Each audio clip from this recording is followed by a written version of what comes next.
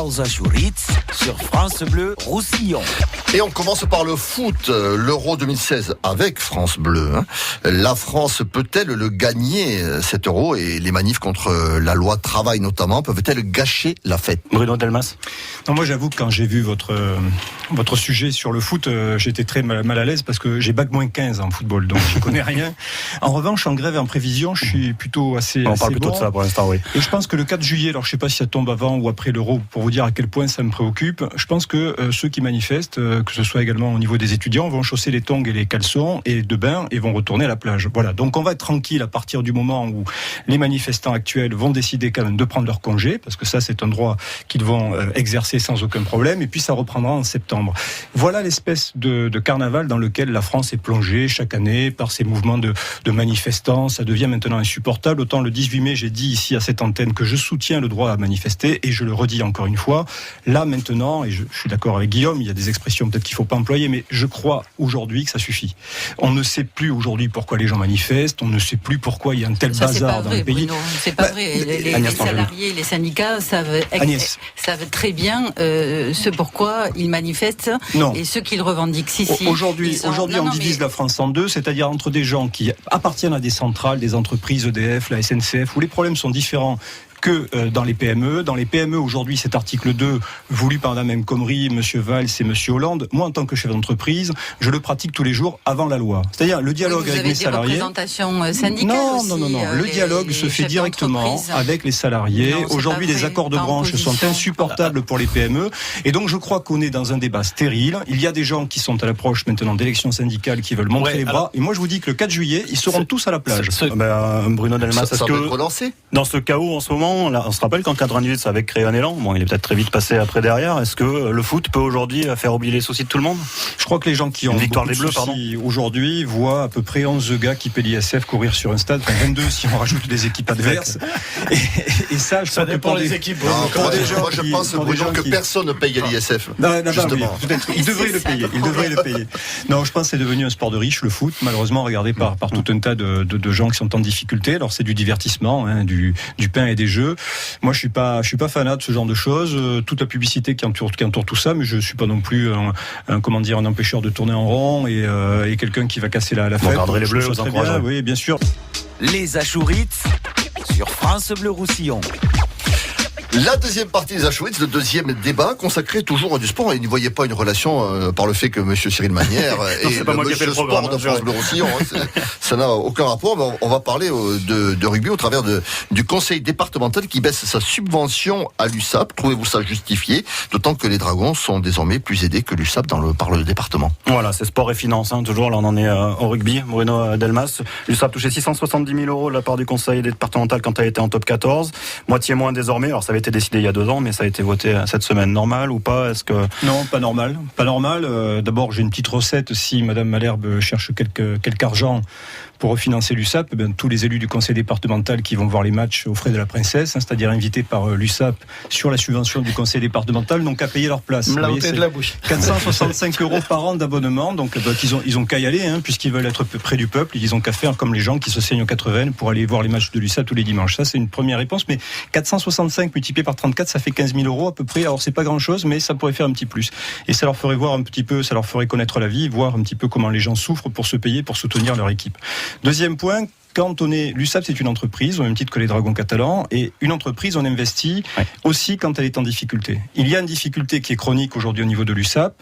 Il y a un actionnaire principal qui fait du mieux qu'il peut avec en l'état de sa fortune. Je crois que la collectivité, c'est pas au moment où tout va bien qu'elle doit mettre de l'argent. C'est au moment où ça va pas bien, il faut amortir la situation, et donc il faut remettre de l'argent aujourd'hui. Et puis, vous savez, les élus, ça c'est un vieux réflexe, que ce soit au conseil départemental ou à la ville de Perpignan, ce sont les alliés de la 25e heure. C'est-à-dire que quand l'USAP était arrivée championne de France à l'époque, c'était à qui mieux entre la ville de Perpignan et le conseil général qui allait dépenser tout le public des centaines de milliers d'euros pour distribuer des chapeaux, distribuer des gadgets. Et c'était la guerre entre, à l'époque, les élus du conseil départemental et la ville pour être sur le podium pour accueillir les joueurs. Il nous reste 4 minutes. On va demander l'avis aussi à Ivaris. Mais moi, je suis complètement dans cette logique-là. Il y a des gens qui sont venus financer pour se montrer et ils ont dénaturé un club, dénaturé un sport. On va en parler juste après des élus. On va demander l'avis. Aus Achuritz sur France Bleu Roussillon. Bruno Delmas aussi quand même sur ce projet. Ce projet, c'est une fuite en avant. Parce qu'aujourd'hui, les stations de sport d'hiver et la Sardaigne et le Cap-Cyr vont dans le mur. Moi, j'avais organisé en 1999, c'est-à-dire il y a quasiment 16 ans, les premières assises de la neige, où j'avais réuni tous les élus, les responsables de Sardaigne et Cap-Cyr, avec Christian Bourquin, et on leur avait dit, voilà, vous pouvez pas chacun avoir votre domaine, vous pouvez pas chacun avoir votre site internet, votre billetterie, votre personnel, vos dameuses. Il faut regrouper l'ensemble de ces outils de production. Il faut mutualiser la dette que vous avez auprès des banques, en particulier Crédit Agricole et le reste. Il faut que la collectivité mette de l'argent sur la table pour vous aider à avoir un véritable outil industriel. Ça, c'est le regroupement, la mutualisation, comment faire en sorte que l'outil de production soit rentable. Ce n'est pas le regroupement des stations en créant des tiers-faits supplémentaires, des télésièges supplémentaires. Moi, je suis opposé, je soutiens l'initiative qu'a prise, je le rappelle, Christian Blanc, parce que c'est lui qui est à l'origine de cette initiative. Et Antoine Glory. Et Antoine Glory. Et ils ont parfaitement raison. Pourquoi ? Parce que les angles Formiguère, 40 millions. Non, c'est la liaison. Voilà, mais c'est pire que ça, parce que l'étude qui a été présentée est une étude totalement grotesque. Il faut la lire, hein, parce que franchement, j'ai jamais vu ça. C'est absolument grotesque. Alors, sur ce secteur-là, va le financer. Sur ce secteur-là, la région n'a pas été sollicitée. Je crois que c'est tactique. Ils veulent pas un refus. On a attendu 15 ans de se poser les vraies questions. Nous, on les a posées il y a 15 ans. Il y a 15 ans, il n'y a aucun élu qui est allé dans ce sens-là. Quand Christian Bourquin a été élu à la région, il n'a pas tenu ses promesses, qui étaient de regrouper les stations de sport d'hiver, paix à son âme, mais en réalité, il n'a pas tenu ces promesses-là, et c'est malheureux. Aujourd'hui, nous avons, dans le parc naturel qui couvre le périmètre de la station, on a perdu une espèce rare, c'est Madame Malherbe. On a perdu Hermeline Malherbe dans le parc naturel. On l'entend pas. C'est ce qui a été dit dimanche. Elle est présidente du conseil départemental, elle n'a pas donné son avis. Mais enfin, bon sang, on ne peut pas freiner et accélérer en même temps dans une voiture. C'est-à-dire qu'on ne peut pas d'un côté promouvoir un environnement sain, c'est celui de notre département, avec un tourisme doux qui aujourd'hui est à la faveur des touristes. Il ne faut pas oublier une chose, 6 personnes sur 10 qui vont à la montagne ne font pas de ski. Donc ils veulent des centres d'aqualudisme, ils veulent des chambres d'hôtes, ils veulent des restaurants. Ils veulent du pastoralisme. Des bars et des discothèques. Ce qu'a pas précisé Bruno et qui est très important puisqu'il a évoqué la présidence du parc, c'est que ce projet de liaison est incompatible avec la charte du parc. Vous lisez la charte du parc, il est bien mentionné qu'aucune station ne peut élargir son périmètre. C'est clair, c'est net, c'est très objectif et ça a été voté par l'ensemble des communes adhérentes au syndicat. Et donc on lance un avis de recherche pour retrouver Hermeline Malherbe perdue au milieu du parc, parce qu'on n'entend pas sur Je demanderai un dernier mot sur ce projet, justement, vu que vous êtes contre, on va quand même écouter le maire de Font-Romeu, Jean-Louis Demelin, ce qui répond en fait quelque part aux protestants. Ils n'ont pas bien réfléchi, quoi. Ils sont en retard d'une guerre. Nous, on veut pas démonter la montagne, hein. Elle est déjà assez démontée avec d'autres installations électriques et des réseaux de conduite forcée, voire des lignes téléphoniques. Il y en a un petit peu partout, quoi. C'est pas ça. Il faut savoir que dans une station, on a besoin d'un retour sur investissement. C'est pas spécialement sonnant et trébuchant. C'est sur la vie sociale de nos communes. On a besoin de maintenir la population au pays, de lui trouver du travail. Ce qu'on veut, c'est vivre et travailler au pays. C'est le moment de voir si élaborer des liaisons entre nos stations est la bonne ou la mauvaise opportunité. Guillaume Chabot. Je m'interroge parce qu'on a écouté le maire de Font-Romeu. Font-Romeu, c'est une station qui est concédée à Altiservice, si mes souvenirs sont bons. Filiale de Suez. Voilà. Et j'imagine que la régie des Angles abandonnerait sa souveraineté en cas de grand domaine skiable à un concessionnaire qui peut être comme Vinci sur les autoroutes.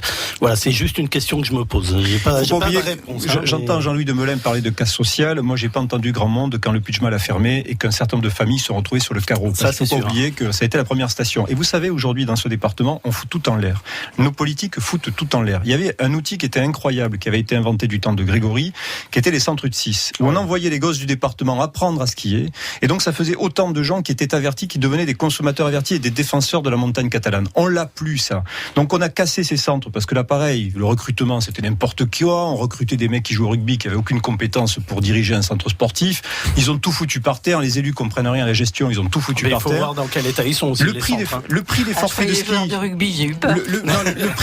Le prix des des forfaits de ski, par exemple, pour les habitants du département. Mais enfin, c'est hors de prix. Comment voulez-vous, les gens du département, qui est le premier marché à proximité des stations de sport d'hiver, jouent le jeu de soutenir l'industrie de la neige dans le département? Augmentation du forfait à 50 € en plus avec ce grand projet qui évidemment sera repris par Altiservice. Les Achourites sur France Bleu Roussillon. Les Achourites, c'est le dernier débat sûrement consacré à nos ministres Cyril Magnère qui se font malmener.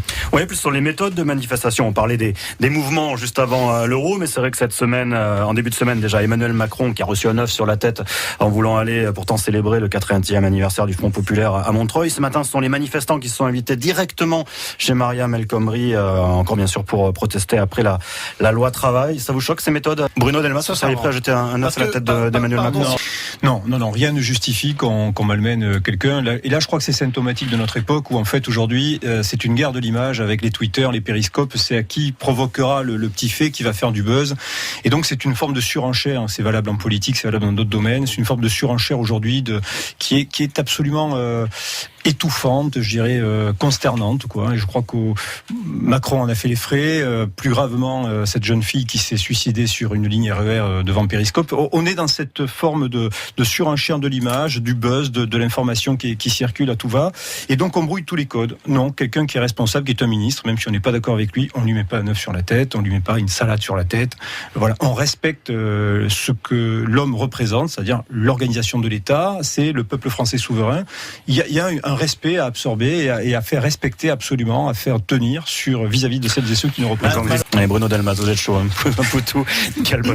Alors le poutou, je vais le faire aux 8 éleveurs de Sardaigne et Cap-Cyr qui relancent la fabrication de lait et de yaourt, de lait catalan et de yaourt catalan. Alors moi je dis à toutes les familles qui nous écoutent, achetez le lait et les yaourts catalans, soutenez ces 8 familles.